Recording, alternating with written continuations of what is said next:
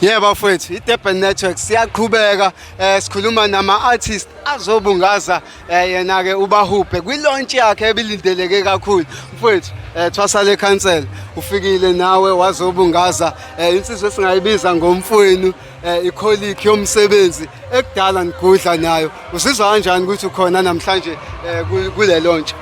Mina ngiyithwasele Khansela induma nodume ehleze entabeni mfana odume kabaduma kwabe sizongaduma sikhaya ngithi sanibonani ngiyanibingelela Durban Network nibingelelwa yithwasele Khansela sikhona la e-workshop namhlanje okuwusuku olukhulu silibiza ngoba Hubhe Day namhlanje okuwusuku olukhulu kumhla ka1 kuyona lenyanga kaMarch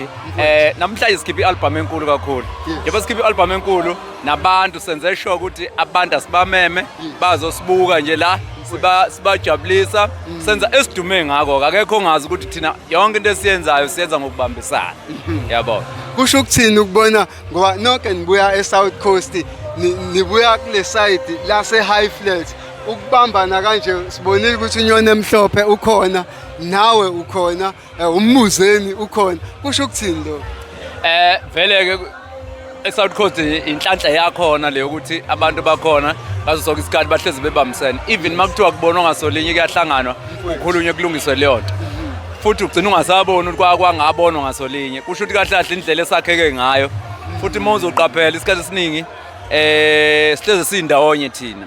yabo ngoba sicishe sibe into eyodwa isikhathi esiningi even abantu abangajwayele ukuba le Thekwini njenganabo umbuzeni nabo unyoni emhlophe but mase sihlangene siba into eyodwa thina yabo so into nje enhle kakhulu leyo ukuthi thina mangabe senza into siyabambisana kakhulu abantu baphume ngama numbers bezosupporta le launch le kaBahubhe kusho ukuthini lo kuyaziwa ukuthi make nje sa hosta anything la eThekwini le nto isuke izogcwala ikakhulukazi kule ndawo kufanele ukuthi indawo yethu le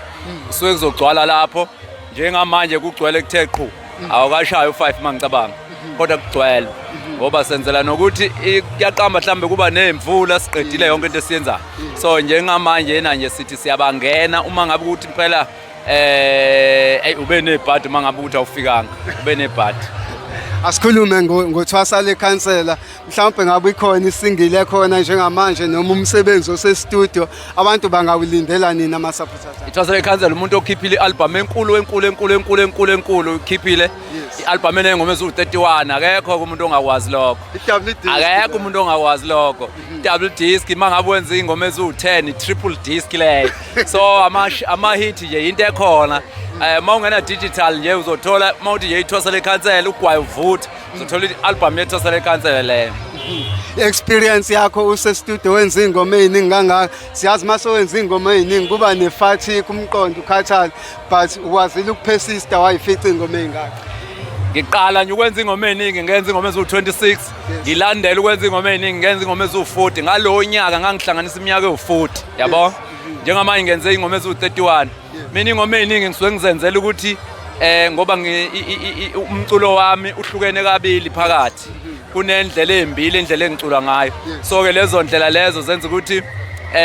uma ngabe ngibona ukuthi ukuhlukanisa kuzoba nezinkingana especially wase uno digital ngivele ngithi angifake bobabili labo shuni bami ngesikhathi esisodwa so ke mina anginazo i-stress ikhanda lami ligcwele ingoma vele mhlawumbe abangayilindela ke wena ke stage ngoba siyakwazi stage ukuthi umlilo yini nje abangayilindela abantu stage ngeke ngisachaza ke kakhulu nge-stage abantu baya lo wathi inhlonje mangifika e-stage ngiyayimisela kakhulu ngidlala ingoma abantu abasuke beyidinga vele bafowethu uThwasale Khansela nomsebenzi wakhe omuhle siyacela ukuthi niye ngama numbers niyo supporter umsebenzi wakhe omusha. This is Durban Network sasihambe siyabonga